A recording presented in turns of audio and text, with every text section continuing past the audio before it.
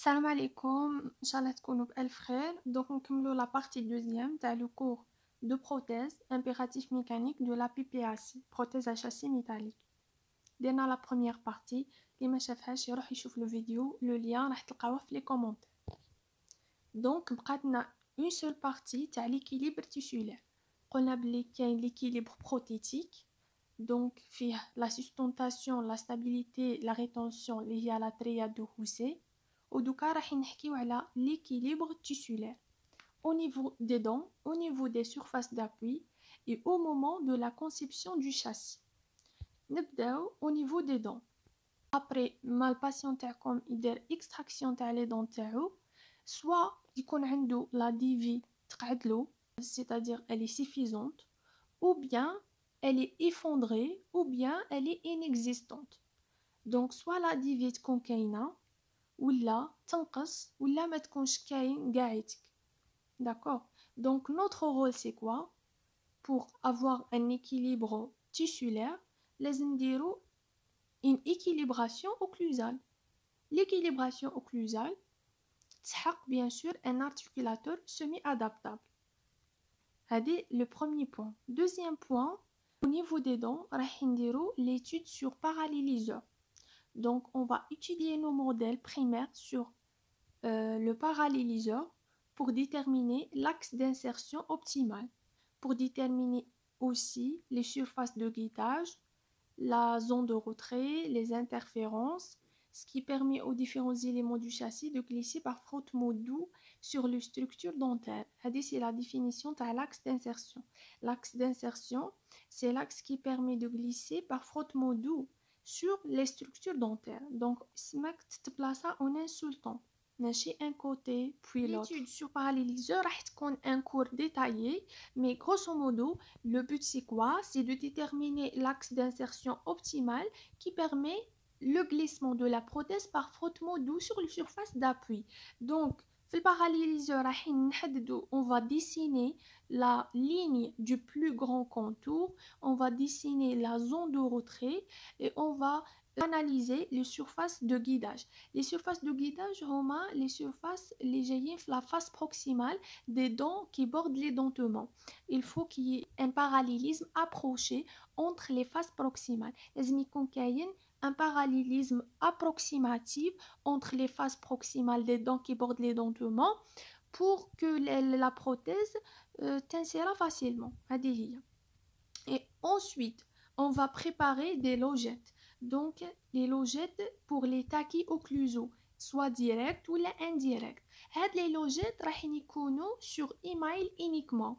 Donc, si on dépasse les mailles, il faut donc لازم نديرو, c'est l'indication du courant coulé.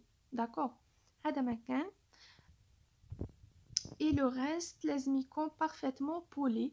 Donc le bras de rétention, le bras de calage doit être parfaitement poli. ولازم هاد les logettes qui portent le tachy occlusal لازم يكونوا bien faits باش ما يجينيوش l'occlusion. Donc هاي لك كيما هنا في la photo je pense. Donc في la photo هنايا elle gêne l'occlusion. بصح lorsqu'elle est bien faite كيما هنايا, elle ne gêne pas l'occlusion. هذه هي préparation de la logette, turbine, fraise boule, finition. Exemple au niveau de la prémolaire. Et l'étude sur parallélisseur, donc نقول لكم تفرجوا هاد la vidéo, donc ندير لكم le lien في le commentaire, راهو بزاف شرحها مليح. En plus c'est un cours وحده, je pense نديروه لكم, sinon genre c'est purement pratique, لازم تشوفوها mieux باش تفهموها. On passe au cas, deuxième point, c'est au niveau des surfaces d'appui. Donc pour les surfaces d'appui, c'est le rôle des empreintes primaires et secondaires. Donc le but de ces empreintes primaires et secondaires, c'est d'enregistrer au maximum les surfaces de sustentation des structures ostéomuqueuses et dentoparodontales. Donc l'empreinte primaire plus l'empreinte secondaire, donc on va essayer d'enregistrer la surface la plus étendue possible pour augmenter la sustentation. Comme je dans la vidéo on a plus l'étendue de la surface est importante, plus la sustentation est meilleure. Et deuxième chose, c'est enregistrer la différence de compressibilité tissulaire. C'est quoi la compressibilité tissulaire? Donc, la réaction de la muqueuse ou de la dent, c'est pas la même chose. Donc, lorsqu'on exerce une force ou une pression sur la dent a une dépression de 0,1 mm et la récupération est rapide et totale. C'est-à-dire que le desmodonte, il va récupérer, donc ça sera une dépression, mais il va récupérer rapidement et totalement cette force. Au contraire, la fibromuqueuse ou bien la muqueuse, lorsque une pression est exercée sur cette fibromuqueuse, donc elle va récupérer lentement. La récupération, elle est lente, en plus, elle est partielle. Donc, elle est de l'ordre de 0,4 elle peut aller jusqu'à 2 mm. Donc, la dialyté tissulaire. Donc, comment elle est enregistrée? Elle est enregistrée grâce à cette empreinte secondaire. Donc, l'empreinte secondaire, nous enregistrer la différence de compressibilité, mais la fibromuqueuse et la réaction du desmodonte. Donc le desmodonte ou la fibromuqueuse, la réaction تاعها ماشي كيف كيف. Le desmodonte, récupération rapide et totale, mais la fibromuqueuse, récupération lente et partielle. Donc c'est ça, c'est le rôle des empreintes primaires et secondaires. Pour les empreintes, راح يكون un cours détaillé عليهم وين تقراو l'empreinte globale ou la technique de MC Kraken هذاك اسمها technique de fractionnement اللي indiqué au niveau de la mandibule qui يكون عندك un édentement distal. هذه باش تكون عندكم une idée. Sinon c'est ça. Après, نروحو au moment de la conception du châssis. Donc, deux choses sont très importantes pour avoir un équilibre tissulaire.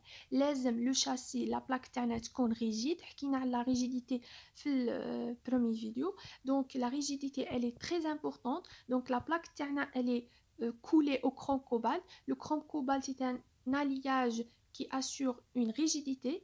La rigidité, elle est importante pour éviter la résorption osseuse et les forces nocives. Et après, on a le décolletage.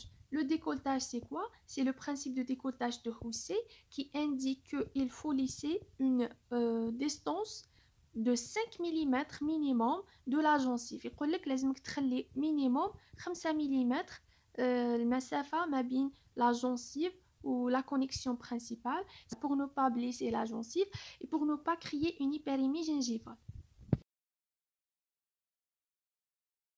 That's it. Thanks for watching. لا تنسونا من صالح دعائكم والسلام عليكم ورحمة الله وبركاته.